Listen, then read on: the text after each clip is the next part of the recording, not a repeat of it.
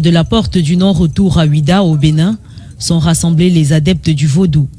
Badigeonnés de farine de manioc mélangée à de l'eau, l'esprit vaudou s'empare de ces corps jaunes en transe.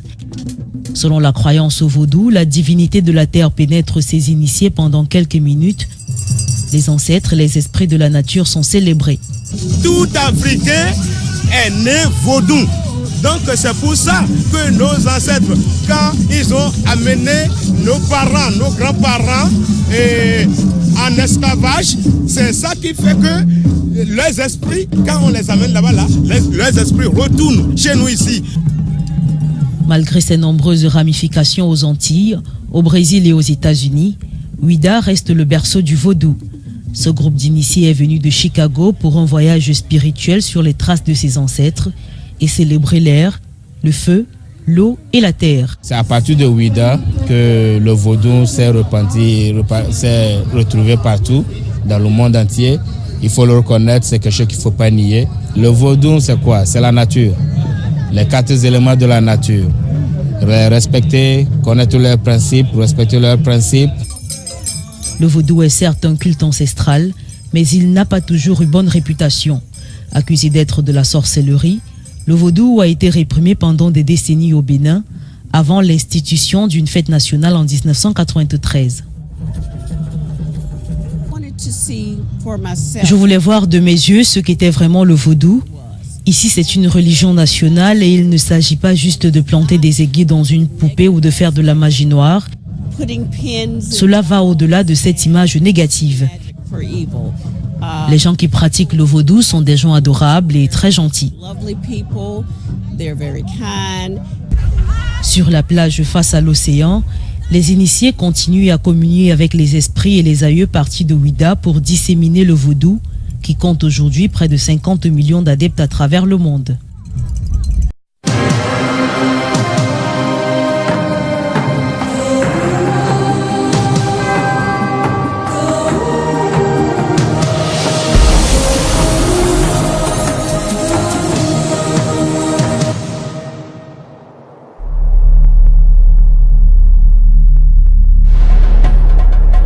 Les Égyptiens de l'Antiquité possédaient une arme secrète dans leur combat contre les malheurs du quotidien.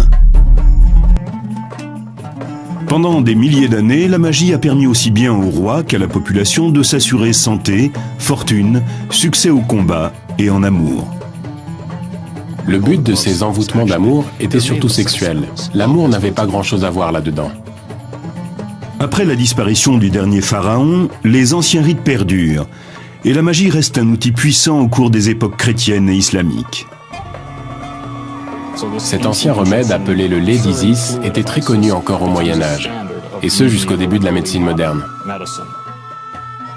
L'Égypte, pays des dieux et de la magie.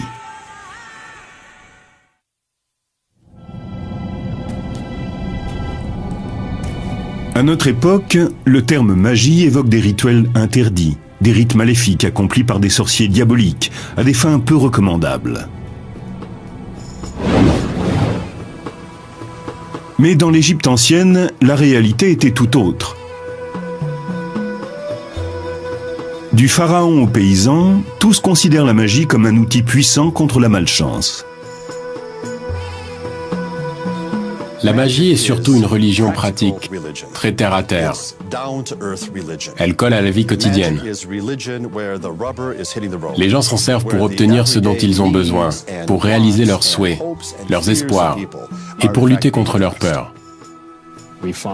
On trouve des formules magiques pour accroître les récoltes, et d'autres qui s'appliquent en complément de la médecine traditionnelle.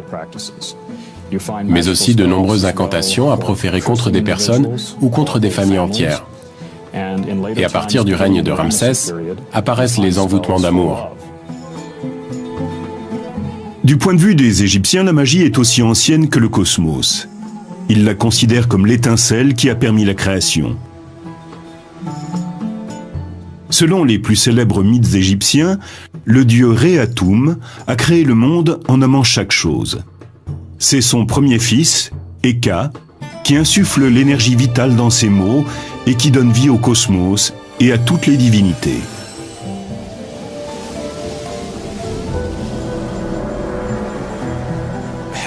Le rôle d'Hécat est de donner force à tout ce qui n'est encore que visuel. Nous pensons d'ailleurs que le nom Hécat signifie « celui qui bénit les images », qui leur donne leur fonction et apporte la vie.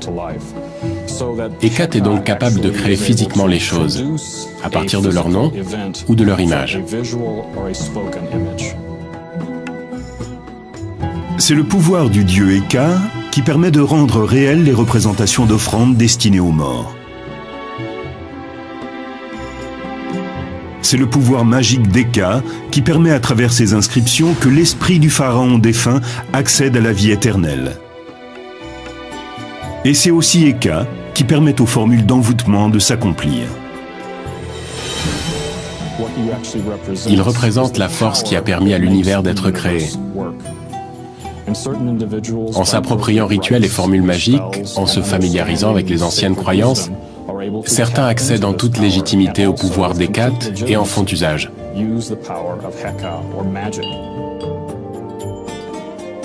Pendant plus de 3000 ans, le pouvoir magique d'Hécat est déclenché par des rituels officiels, destinés à protéger le pays, ainsi que par les incantations prononcées par les gens ordinaires.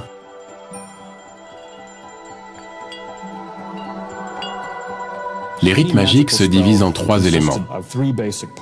Il y a d'abord le rituel, c'est ce qu'on fait. Puis les incantations, c'est-à-dire ce qu'on dit. Et enfin, les objets utilisés au cours du rituel.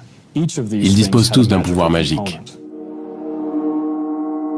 Les objets de culte peuvent être des amulettes confectionnées par des artisans ou des éléments organiques, comme des langues de lézard ou du sang de taureau. Ils ont généralement une valeur symbolique. Ce bracelet est composé de représentations de coquillages appelées choris. On s'en servait dans les rites de fertilité car leur forme rappelle le sexe féminin. On trouve des formules magiques datant de la période gréco-romaine de l'Égypte, qui se situe entre -300 avant Jésus-Christ et l'an 400 de notre ère. Elles concernent divers problèmes comme la santé, le commerce, l'amour. Pour que le charme fonctionne, il faut rassembler plusieurs éléments comme les yeux d'un singe, un clou provenant d'une épave de bateau ou des larmes d'âne. Les formules magiques reflètent souvent l'époque à laquelle elles ont été écrites. Un ingrédient apparaissait souvent dans les enchantements. C'était du sang de gladiateur. Si vous en recueillez et que vous en mettez un petit peu dans votre boisson, elle vous donne pouvoir, force et colère. Dans les formules magiques, en plus de l'explication du pouvoir qu'elles renferment, de la liste des ingrédients et des amulettes à utiliser, on trouve assez fréquemment un texte narratif appelé historiola. Il s'agit la plupart du temps d'histoires retraçant la vie des dieux. C'est le récit d'événements mythiques. Il est répété plusieurs fois, mais ce n'est pas pour s'assurer que les gens comprennent bien l'histoire. Il met en scène des grandes forces, et en les répétant à plusieurs reprises, on libère ce pouvoir. On lui permet de sortir des lignes du récit. On a alors une chance d'être investi de la puissance des événements relatés. Un rituel magique peut consister tout simplement à disposer quelques statues votives, des offrandes de nourriture, des morceaux de plantes ou d'autres objets sur un petit autel et à réciter des incantations magiques. S'il s'agit d'un sortilège, les objets utilisés pendant le rituel destinés à contrôler ou à nuire à quelqu'un sont souvent ligotés, écrasés, brûlés ou même fondus. Lorsqu'un sort vient d'être jeté, la formule magique est souvent enterrée dans un cimetière abandonné. Pour que la colère des défunts, que plus personne ne vient honorer, ne se retourne contre la victime du sortilège, ils choisissaient d'anciennes tombes, sur lesquelles on ne déposait plus d'offrandes depuis longtemps. Les endroits les plus indiqués pour enterrer ces formules étaient donc les cimetières abandonnés. Il existe des formules magiques pour tous les cas de figure. Certaines permettent d'améliorer la mémoire, de gagner au dé, de convaincre un client, de provoquer un accident de char et même de donner à un rival l'apparence d'un âne. La plupart des formules magiques se présentaient comme des formulaires avec un espace vierge pour inscrire votre nom. Vous achetiez un sort et vous y écriviez le nom de votre mère, car c'était la clé qui permettait de remonter dans votre généalogie. Parmi les formules d'envoûtement qui ont survécu à travers les siècles, nous avons trouvé celle-ci qui date de l'époque de la domination romaine. Elle est destinée à un pêcheur du nom de Sévérus. Au début de ce texte sont relatées toutes les grandes histoires de pêcheurs. C'est l'historiola. On y raconte des événements qui sont devenus des mythes. À la fin, on peut lire « Et puisque la pêche a été si bonne pour tous les autres, qu'il en soit de même pour Sévérus, fils de Johanna. » Mais le vœu de Sévérus ne s'arrête pas là. Il veut également être doté d'une voix enchanteresse et être célébré pour son talent de chanteur.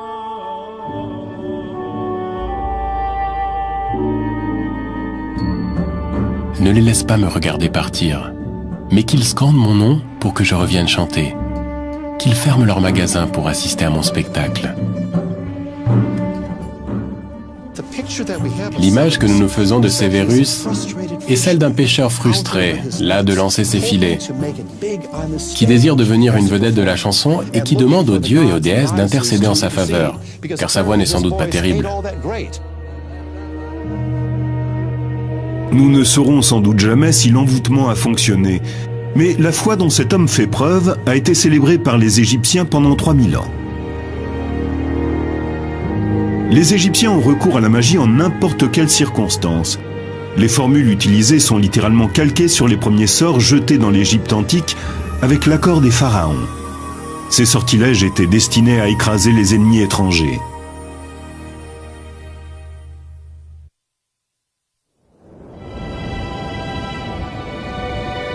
La vallée du Nil est un miracle vivant, un espace fertile au milieu d'un désert aride. Ces riches terres étaient prisées par ses habitants et attisaient la convoitise de leurs ennemis. L'Égypte a été envahie par les Nubiens venus du sud, puis par les Hittites venus de l'est. À plusieurs reprises, les Libyens ont attaqué par l'ouest et les pirates ont débarqué sur les côtes méditerranéennes. Ces invasions incessantes ont conduit les Égyptiens à lever des armées et à bâtir des forteresses pour assurer leur protection. Mais la magie constituait aussi un élément important de la défense du pays. Parmi les premières malédictions et les sortilèges jetés par les Égyptiens, certains étaient destinés à paralyser les troupes ennemies. Nous avons la preuve qu'on pratiquait ce type de cérémonie occulte depuis l'Ancien Empire, et que cela a continué sous la domination romaine. Il existait un sortilège contre les ennemis du pays. On inscrivait une série de textes préétablis sur des poteries, qui étaient ensuite brisés et enterrés selon un rituel précis, le plus souvent dans un cimetière abandonné. Il choisissait des pots en argile, en référence à Khnum, le créateur, qui avait modelé les êtres vivants sur son tour de potier. Symboliquement, chaque pot utilisé représente une ou plusieurs personnes. Les morceaux de poterie en argile faisaient partie des déchets courants en Égypte. Donc, casser ces pots revenait à transformer les ennemis en déchets.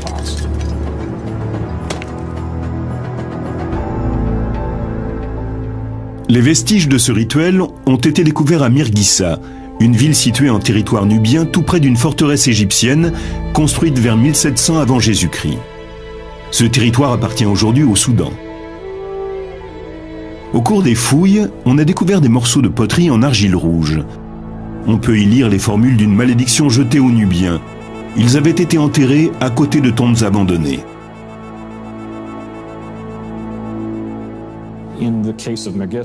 Le cas de Mirghissa a posé un problème, car il n'y avait pas de cimetière sur le site. Il a donc fallu en faire un.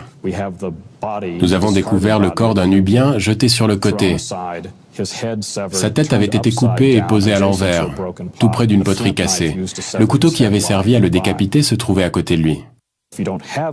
Si vous ne disposez pas d'un mort en colère, il faut en créer un.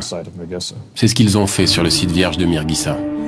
Parmi les objets utilisés pour le rituel, on découvre des figurines qui représentent toutes le même motif, un prisonnier ligoté.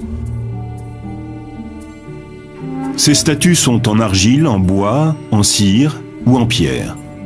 On y inscrit le nom des pays hostiles à l'Égypte, puis on les brûle, on les piétine, on les brise ou bien on les fond pendant le rituel officiel.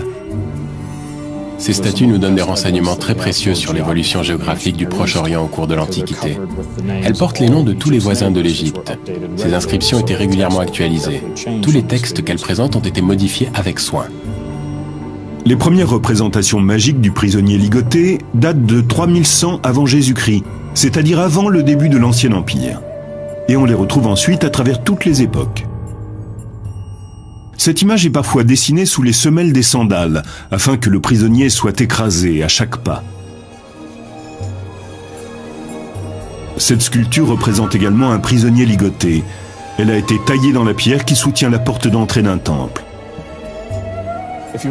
Si vous observez le socle de cette porte, vous pourrez voir qu'il représente un prisonnier allongé le ventre contre le sol, les mains attachées dans le dos. Un trou a été creusé au milieu de son dos pour placer l'axe sur lequel la porte pivote. Ainsi, à chaque fois que quelqu'un entre dans le temple, l'axe vient broyer sa colonne vertébrale. Le simple fait d'ouvrir cette porte chaque matin reproduisait la défaite des ennemis de l'Égypte. La magie est la clé de voûte de la religion égyptienne. Seuls les prêtres et les personnes de sang royal la pratiquent. Mais il arrive qu'elle soit utilisée à mauvais escient. C'est ce qui se produit aux alentours de 1160 avant Jésus-Christ, sous le règne du pharaon Ramsès III.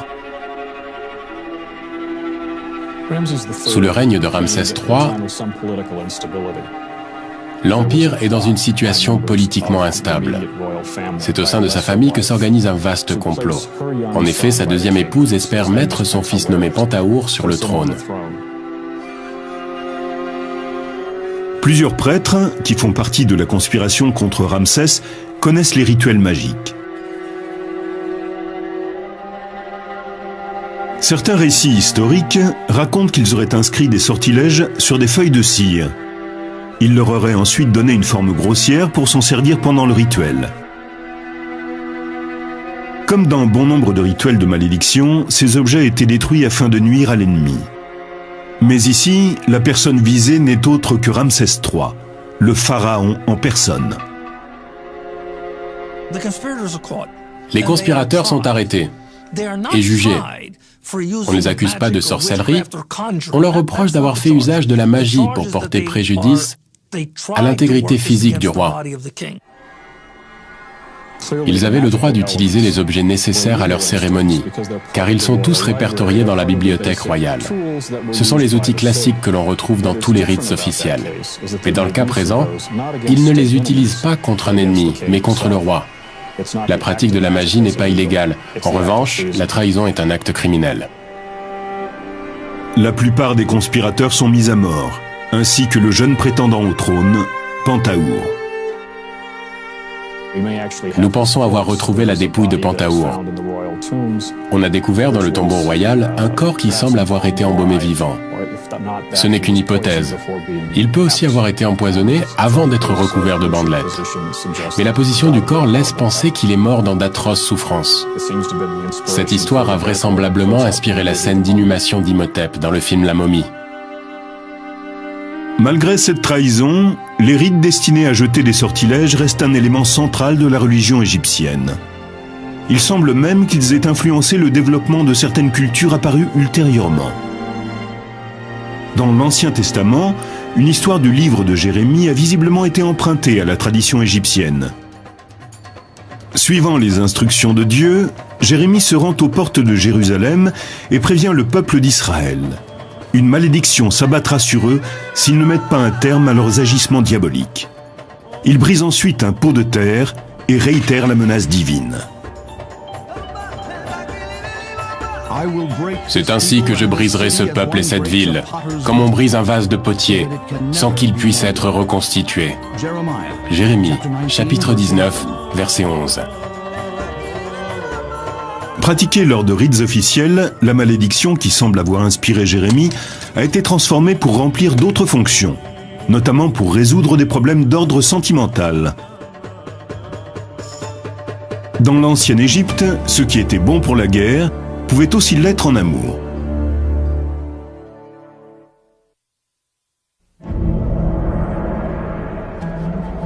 Le temple est le lieu où les forces magiques peuvent être libérées. C'est là que se déroulent les sortilèges officiels, là que l'on compose de nouvelles formules magiques et que l'on archive, copie et étudie les formules déjà existantes. Les prêtres sont les gardiens de ces puissantes traditions. Ils rédigent les textes magiques et les mettent en pratique. Pourtant, la magie n'est pas circonscrite à l'enceinte du temple. Seuls les prêtres les plus hauts placés dans la hiérarchie servent tout au long de l'année au sein même des temples. Les autres n'y séjournent que quelques mois et sont ensuite remplacés par un autre groupe de prêtres. 5 groupes peuvent ainsi se succéder sur une année. Le reste du temps, ils étaient libres de faire ce qu'ils voulaient. Ils pouvaient être fermiers, fonctionnaires, ou bien proposer leur talent dans le domaine de la magie. Ils étaient prêtres à temps partiel. Ils pouvaient assister aux différents rituels, y prendre part et même rédiger les formules qui devaient y être lues. Et en marge de cela, ils pratiquaient la magie au sein du peuple. Dans les villages, les prêtres transforment les malédictions destinées aux ennemis de l'Égypte et les utilisent pour prévenir les désagréments du quotidien, comme les problèmes de santé, d'argent et les amours malheureuses. Comme dans les rites officiels, ces formules comportent une historiola qui retrace des événements mythiques. Isis, la déesse mère, et son époux, Osiris, le dieu des morts, sont souvent invoqués dans les incantations amoureuses. Les sortilèges destinés à la population permettent généralement de contraindre quelqu'un à faire quelque chose. Ici, il ne s'agit plus de combat guerrier, mais de conquête amoureuse. Au Louvre, on peut voir une statuette d'argile représentant une femme accroupie, les bras attachés dans le dos. Cette position rappelle clairement l'image des prisonniers ligotés. Elle était utilisée lors du rituel de l'envoûtement amoureux. Mais ce terme est-il bien approprié ? Le but de ces envoûtements d'amour était surtout sexuel. L'amour n'avait pas grand-chose à voir là-dedans. La figurine du Louvre date du IIIe ou IVe siècle avant Jésus-Christ, de l'époque de la domination romaine. Elle a été trouvée dans un pot en terre, accompagnée d'un texte magique écrit sur une fine feuille de plomb. La formule contient des informations spécifiques pour le rituel. 13 épingles en cuivre doivent être enfoncées méthodiquement dans la figurine. À chaque fois que l'une d'elles est en place, on récite la même incantation. En introduisant cette épingle en cet endroit, tu ne penseras plus qu'à moi. Cela avait pour effet d'obliger une femme à n'avoir de rapport sexuel qu'avec vous. Il faut préciser que même le mari de cette femme était alors exclu. Il n'y avait plus que vous qui comptiez. Le but de ce rituel n'était pas d'amener cette femme à tomber amoureuse de vous, mais de la contraindre à vous aimer. Ce rite utilise la symbolique du prisonnier ligoté, sans défense et que l'on écrase. C'est une application très classique des anciennes formules de domination égyptienne. Il arrivait que dans un village, les gens sachent qu'un homme, voulant séduire une femme, lui avait jeté un sort. La femme savait qu'elle ne pouvait pas lutter. Si elle pouvait résister à un homme, c'était impossible face aux dieux et aux déesses. Elle savait qu'elle n'avait pas d'autre choix que de céder. Au cours de la domination gréco-romaine, les formules des envoûtements amoureux sont souvent placées dans des cimetières abandonnés, parfois même à l'intérieur d'une dépouille. Cela rappelle un procédé antique de malédiction. On jette une figurine représentant celui que l'on poursuit dans un cimetière abandonné, là où les morts en veulent aux vivants de les avoir oubliés. En payant grassement quelqu'un ou bien en s'adressant à un prêtre, le texte pouvait être placé dans les catacombes, dans la bouche d'un cadavre. Cet envoûtement a été demandé par un homme qui souhaite manipuler les sentiments d'une femme mariée, du nom de Carossa. La formule est directement adressée à la dépouille dans laquelle on l'a placée. Réveille-toi et viens à mon aide. Fais que ce qui est inscrit sur ce texte une fois placé dans ta bouche devienne réalité. Empêche Carossa de penser à son mari, à son enfant, à sa soif, à sa faim. Et mène-la vers moi, brûlante de passion, d'amour, et pleine du désir de m'offrir son corps. Vite, très vite. Malgré l'introduction du christianisme en Égypte, ce type d'envoûtement va rester en usage plusieurs siècles après la crucifixion du Christ. Beaucoup parmi les prêtres chrétiens avaient été élevés selon les coutumes anciennes. Et la magie perdure à travers des chrétiens originaires d'Égypte, l'Église copte. Nous supposons que les principaux responsables des guérisons, de la préparation des amulettes ou des sortilèges et qui reliaient les formules magiques étaient des coptes. Ils pouvaient aider un homme à conquérir une femme, ou encore permettaient à une mère de jeter un sort sur le couple de son fils quand elle estimait que son épouse n'était pas celle qu'il lui fallait. Donc à ce moment, elle jetait un sort pour arracher cette fille des bras de son fils. Il semble donc que toutes ces formules magiques auraient été écrites par des moines coptes. Ils étaient les Égyptiens lettrés de l'institution chrétienne. La magie a continué à être présente pendant la période copte, car les gens croyaient à ces méthodes. C'était une solution efficace pour la communauté. Elle n'était pas officiellement acceptée par l'Église copte, et elle ne l'a jamais été. Ces activités étaient pratiquées dans l'ombre et le sont encore aujourd'hui. Comme les grands prêtres des pharaons, les prêtres coptes enroulent un cordon autour des figurines, destinées au rituel, pour que la victime de l'envoûtement amoureux se soumette sexuellement. La plupart du temps, ces envoûtements sont effectués à la requête d'un homme désireux de bénéficier des faveurs d'une femme, mais ils peuvent aussi poursuivre d'autres objectifs.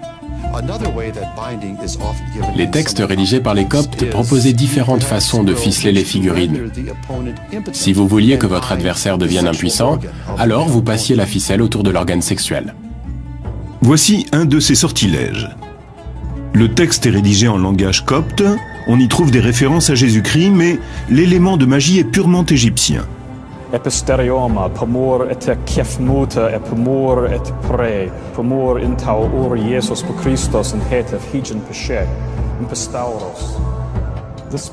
On invoque dans le sortilège l'union du ciel, de la terre, des oiseaux et de la lune, comme Jésus-Christ l'a demandé sur la croix, afin de s'assurer, comme il est dit dans le texte, que le membre viril d'eux, ici on inscrivait le nom de son ennemi, tout comme son désir, s'assèche comme un morceau de bois sec, qu'il devienne comme un chiffon sur un tas de crottins, qu'il ne durcisse plus, qu'il n'ait plus d'érection, qu'il n'éjacule plus, qu'il n'ait plus de relation sexuelle avec, et là vous mettiez le nom de la femme que vous convoitiez.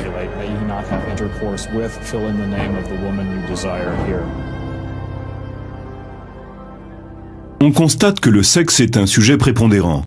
On le retrouve dans toutes les formules magiques, qu'elles aient été rédigées à l'époque des pharaons, au moment de l'invasion romaine, ou pendant la période copte de l'Égypte. Seule la santé occupe une place aussi importante que la sexualité. On craint surtout le mauvais déroulement d'une grossesse ou d'un accouchement.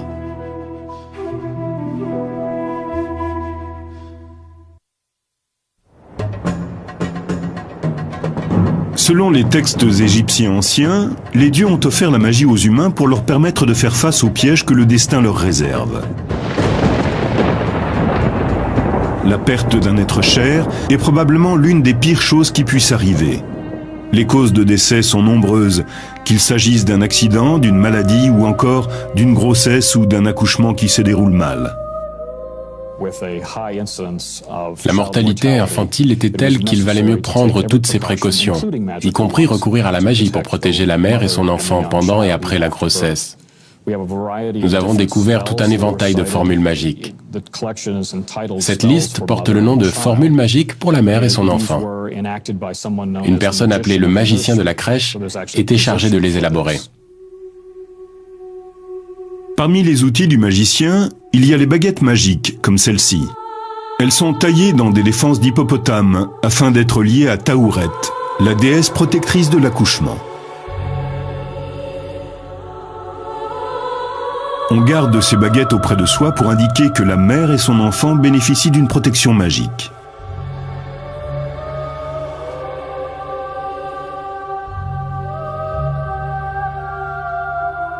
Les jarres, dans lesquelles se trouvent les onguents magiques pour soigner les femmes enceintes, sont elles aussi associées à Taouret.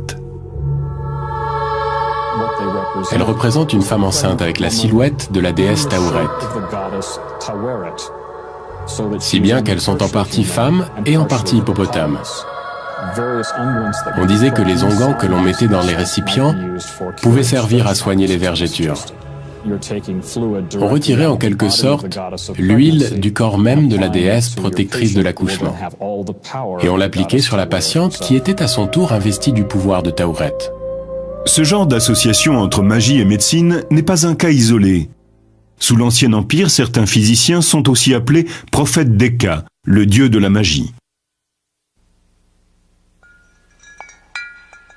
Comme dans les emboutements amoureux, les formules de guérison comportent une historiola. On y retrouve souvent les histoires d'Isis et d'Horus. Parmi les magnifiques histoires que l'on raconte au sujet de la déesse Isis et de son fils le dieu Horus, l'une d'elles explique comment Isis parvint à soigner Horus d'une piqûre de scorpion. On note un grand intérêt dans la magie égyptienne pour se protéger des piqûres de serpents et de scorpions. Le mythe d'Isis et d'Horus a inspiré l'un des remèdes magiques les plus puissants, le lait d'une mère ayant mis au monde un garçon. Bien sûr, on ne disposait pas toujours du lait de la mère d'un jeune garçon. Il existait donc de petites fioles de la forme d'une femme avec un enfant dans les bras. On mettait un autre type de lait dans ce récipient, mais au moment de le retirer, il se transformait en un lait venant de la mère d'un garçon. Et lorsqu'on accomplissait le rituel approprié et que l'on récitait l'historiola d'Isis et d'Horus, ce lait devenait le lait d'Isis. Cet ingrédient mythique a été utilisé longtemps après la disparition des pharaons. Le physicien grec Hippocrate, qui a vécu entre le 4e et le 5e siècle avant Jésus-Christ, le comptait aussi au nombre de ses remèdes. Le lait d'Isis est utilisé dans les pays occidentaux jusqu'au XVIIe siècle.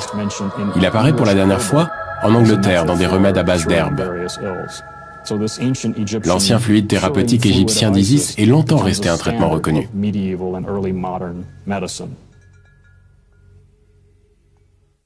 Dans l'Antiquité, Horus est l'objet de bien d'autres historiolas.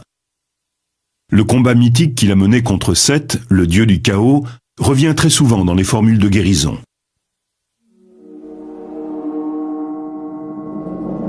La légende raconte que Seth arracha un œil à Horus lors d'un terrible combat. Mais Thoth, le dieu de l'écriture et de la médecine, grâce à la magie, parvint à guérir son œil. En récitant cette partie du mythe qui traite de la guérison d'Horus, datant de l'époque des dieux, on va agir sur la guérison du patient. Selon les anciens textes, Thoth a craché sur l'œil blessé d'Horus, ce qui a suffi à le guérir. Cette technique consistant à cracher sur une plaie est devenue une caractéristique de la magie égyptienne. L'œil intact d'Horus porte le nom d'œil Udjat. Il est devenu le symbole le plus répandu sur les amulettes d'Égypte. Aujourd'hui, l'œil Udjat fait partie de notre quotidien. Il apparaît encore sous cette forme dans les pharmacies. Comme l'œil Udjat, le rituel magique du crachat a été repris par d'autres cultures. On retrouve cette méthode du crachat dans le Nouveau Testament. Dans l'évangile de Marc, Jésus crache sur l'œil d'un aveugle pour le soigner, comme l'avait fait Thoth des siècles auparavant. Cette pratique magique est tellement répandue au Proche-Orient que l'on ne sait pas si Jésus s'est inspiré de la culture égyptienne ou si cette pratique vient bien de Palestine.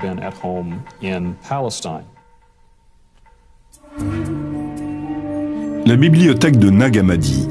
On y trouve une collection de textes anciens de magie égyptienne, et certains d'entre eux indiquent comment recourir à la magie pour guérir.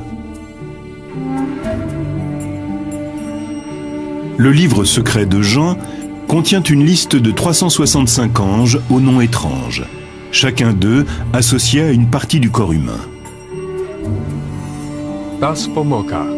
L'œil gauche, Euronymous, l'oreille droite, la colonne vertébrale. Imaginez que vous ayez une douleur à l'épaule ou au genou. Il suffit de connaître le nom de la divinité chargée de cette partie du corps et de lui demander de la soigner. C'est encore bien plus simple si vous avez une pierre précieuse. Par exemple, une gemme magique rouge. Le rouge est assimilé au rein. Vous posez la pierre sur la partie malade de votre corps, on invoque les forces occultes et vous êtes guéri par la magie.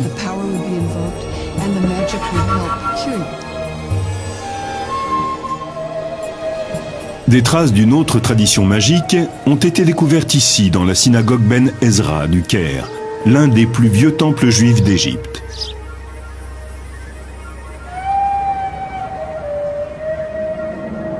La loi juive impose d'enterrer les livres sacrés devenus obsolètes, selon un rituel particulier, ou bien de les conserver dans un dépôt appelé un Géniza.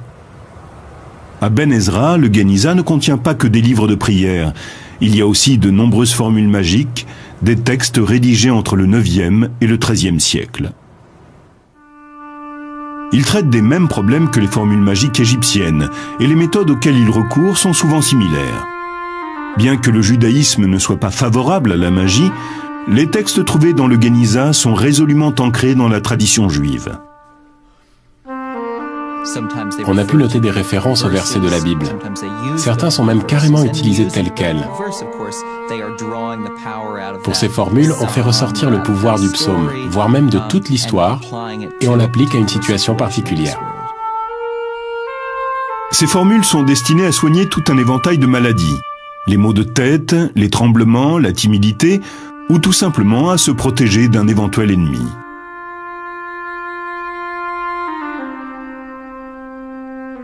Les textes magiques du Géniza ont un point commun avec les textes coptes et ceux rédigés à l'époque des pharaons.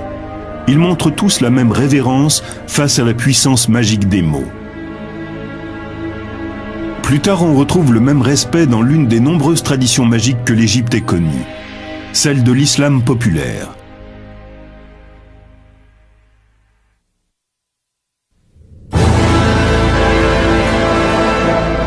Au commencement, Dieu, le Créateur, nomma chacune des choses qui composent l'univers. Et avec ces noms, le dieu Eka insuffla la vie dans le cosmos. La fantastique faculté des mots à créer la réalité a amené les Égyptiens à considérer l'écriture avec autant de respect que de crainte. Pour les Égyptiens, l'écriture était sacrée. Elle permettait d'accéder physiquement au pouvoir et aux histoires des dieux. Les hiéroglyphes sont des écritures sacrées. D'ailleurs, c'est ce que ce terme signifie. Toutefois, la plupart des Égyptiens ne savent pas lire. Ils doivent extraire le pouvoir des mots, comme ceux de la formule inscrite sur cette amulette d'Horus, sans être capables de les lire. Puisqu'ils ne pouvaient pas les lire, ils versaient de l'eau sur la surface de la stèle ou bien ils la plongeaient dans un récipient rempli d'eau. Le liquide se chargeait du pouvoir magique de la formule et ils n'avaient plus qu'à le boire. Cette ancienne coutume égyptienne, consistant à boire le texte des formules magiques, réapparaît à l'époque biblique. Le livre des Nombres de l'Ancien Testament décrit un procédé magique qui permet de tester la vertu d'une femme accusée d'adultère. D'abord, un prêtre verse dans un bol d'eau une pincée de terre recueillie dans le temple de Salomon. Ensuite, on y plonge un papyrus sur lequel est inscrit le sortilège, ce qui permet au texte de se dissoudre. La femme qui fait l'objet de l'accusation doit boire ce breuvage. On pensait que si elle a été infidèle, Dieu la maudira. Et que si elle vient à tomber enceinte d'un autre homme, elle n'arrivera jamais au terme de sa grossesse. Cette méthode nous ramène aux anciennes traditions égyptiennes. Une formule était inscrite sur un papyrus ou sur de l'argile, puis on la faisait dissoudre dans l'eau avant de la boire pour acquérir sa puissance, bénéfique ou destructrice. La magie juive attribuait elle aussi beaucoup de valeur à la puissance de l'écriture même. Et ceci a existé depuis des temps très anciens. L'hébreu ne se limite pas à la simple formulation de mots. Il est composé de lettres que les anges ont apportées sur terre, ou plutôt que Moïse a apportées et qui ont été tracées par la main de Dieu. Ces lettres sont sacrées, tout comme les hiéroglyphes. Les formules magiques de la période gréco-romaine trouvent leurs racines aussi bien dans la tradition pharaonique que juive. Les prêtres qui les rédigent cherchent sans cesse de nouveaux noms, de nouveaux mots, de nouveaux sons. Plus ils sont étranges, mieux c'est. Nous avons trouvé de nombreux exemples de ce langage magique en introduction de texte qui commence comme une prière. Ça ressemble à cela. Yahoo, Sabeyov, Adonai, ce sont des sonorités qui sont typiques de l'hébreu. Et il devait y avoir des noms d'anges comme Michael, Gabriel, Raphaël. Il y a eu même des palindromes, ces mots que l'on peut lire dans un sens comme dans l'autre. Il confère un grand pouvoir aux incantations. Abla nafan alba, sesumgen bar farenges, shemesheilam. Ce sont des mots étranges et très exotiques. Laielops. On retrouve toutes sortes de mots magiques. L'Église copte semble elle aussi reconnaître aux mots et aux lettres un grand pouvoir magique.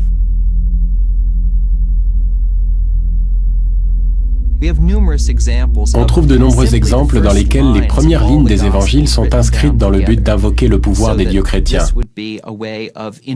Certains de ces textes sont utilisés comme une forme de pouvoir.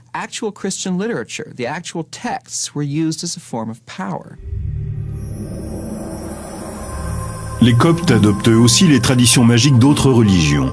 Cette démarche s'appelle le syncrétisme. On constate une tendance syncrétiste dans les textes magiques coptes. On y retrouve toutes sortes de noms. Des noms judaïques, des noms de dieux et déesses gréco-romains. Il y a aussi des références aux dieux et déesses de l'Égypte pharaonique. On trouve également dans ces textes hautement syncrétiques toutes sortes de références chrétiennes, telles que les anges, le Christ, le divin.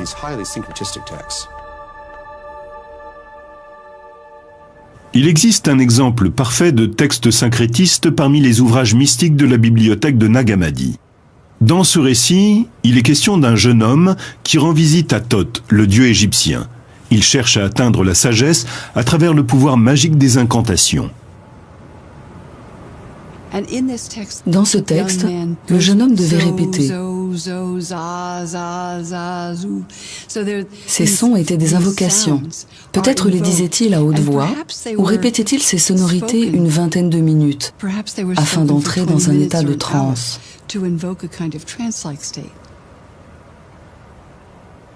Même si la magie n'est pas officiellement approuvée par l'Église copte, elle survit et perdure jusqu'à la période islamique.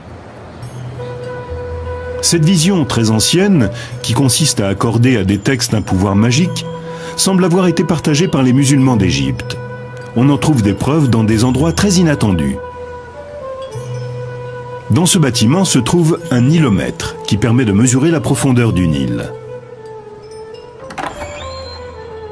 Construit en l'an 861 de notre ère, il a permis pendant plus d'un millénaire de prévoir les inondations, les famines ou l'abondance de nourriture. Les parties essentielles du nilomètre sont recouvertes de versets du Coran. Il est ici question de l'eau, de la végétation et de la prospérité. Certains experts pensent que ces versets sont là dans un but magique, comme sur les amulettes pharaoniques, mais à plus grande échelle. La magie trouve également place en Égypte dans la pratique quotidienne de l'islam.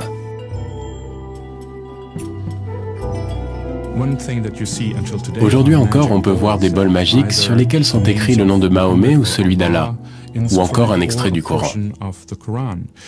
On y verse de l'eau, et en la buvant, on est investi d'une force positive.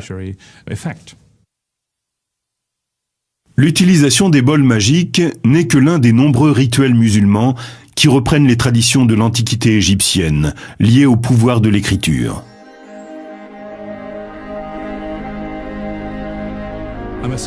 J'ai moi-même vu un homme pieux inscrire quelque chose sur un talisman. Il écrivait des versets du Coran sur un morceau de papier. Il l'a certainement emporté chez lui pour le dissoudre dans de l'eau et boire le breuvage.